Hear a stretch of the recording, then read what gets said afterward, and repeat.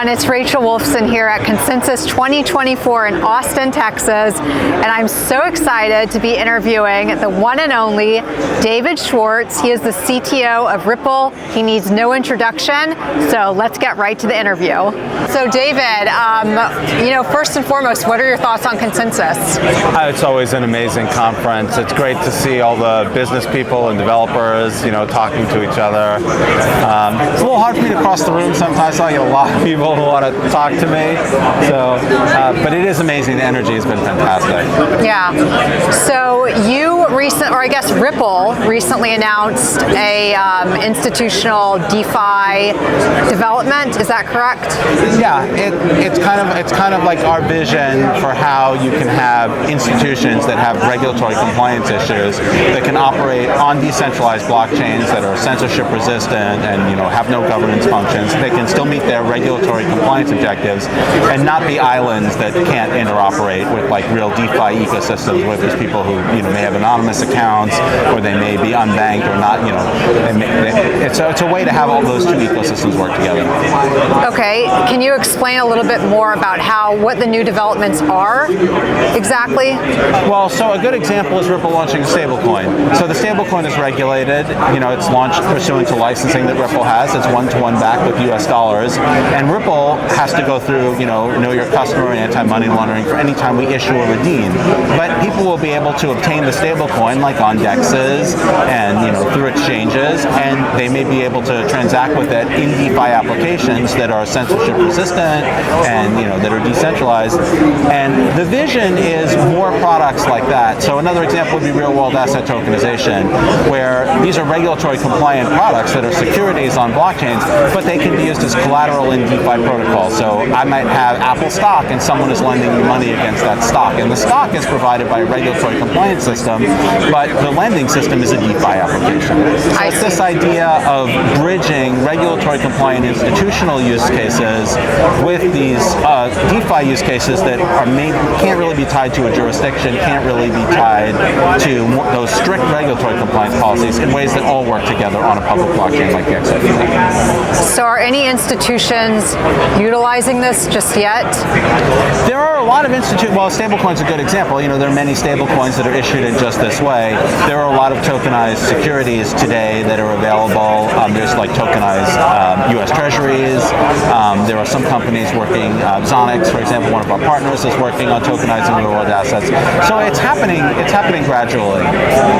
When you say tokenizing real-world assets, can you be a little bit more specific? Are there specific assets that Ripple is focusing on when it comes to tokenization? Well, obviously, the stablecoin tokenized is a U.S. dollar, which is a real-world asset, right? There'll be treasuries or there'll be like literal U.S. dollars one-for-one backing it. With these securities, there may be specifically treasuries where there's a yield that's delivered to the holder through a regulated product where the holders probably can't be anonymous, they have to onboard. But those things will still be connected to DeFi applications. Got it, okay. Does the Ripple stablecoin have a name yet? We will be announcing that at Apex. Okay, good to know. Any other new developments that you spoke about here at Consensus or anything that we need to know about? Well, we've announced a couple of other strategies for the XRP Ledger. One of them is oracles, which are another example. Like the oracles themselves tend to be regulated institutions. Some of them are DeFi projects, but they enable DeFi applications that are sort of jurisdictionless, like collateralized lending. You can't do collateralized lending if you don't know the value of the collateral. We've also started to talk about a proposal for what we call multi-purpose tokens, which are, so the XRP Ledger has fungible tokens that are great for things like stablecoins, and it has non-fungible tokens that are great for things like collectibles. But there's sort of like an in-between for things like carbon credits, where they're sort of fungible and like one carbon credit is a lot like another. So you probably don't want like NFTs for them, but they're not really fungible because they're issued like against different projects that may have different regimes, and so you have like lots and lots of assets. Concert tickets are another thing. They're sort of fungible, but they're sort of not because seats are different, and you don't want 0.997 of a concert ticket. Like do we let you in, or what if we have 100 people that each have 99% of a concert ticket? Like what do we do? And so these multi-purpose tokens can have regulatory compliance information attached to the token, but they can also have properties that are between non-fungible tokens and fungible tokens that allow you to address these other use cases without kind of bashing a square peg into a round hole. Okay, and that was just announced today, the multi-purpose fund? Yeah, I think the first announcement was either in our blog post or in my talk a couple hours ago, both of which I think were today. Yeah. What do you think in terms of the regulatory space when it comes to things like tokenization of real-world assets and just other things that we tokenize? Do you think we're starting to see kind of progress being made on the regulatory side to enable this?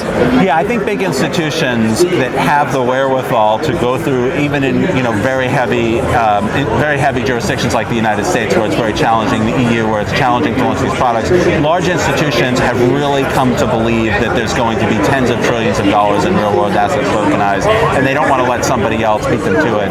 And so we're seeing a lot of interest from like tier one banks and very large institutions that have said, like, we're going to have to figure out a way to do this. And obviously, they're going to have to be strict regulatory compliance. This probably won't be assets that like anonymous accounts can hold, but you may be able to do things like borrow against them that will kind of again bridge that gap between the, because if it's completely regulated and only people who onboard with the issuer can use them, there's really no advantage to them being on a public ledger. But we think that even those things can tie into DeFi applications in useful ways.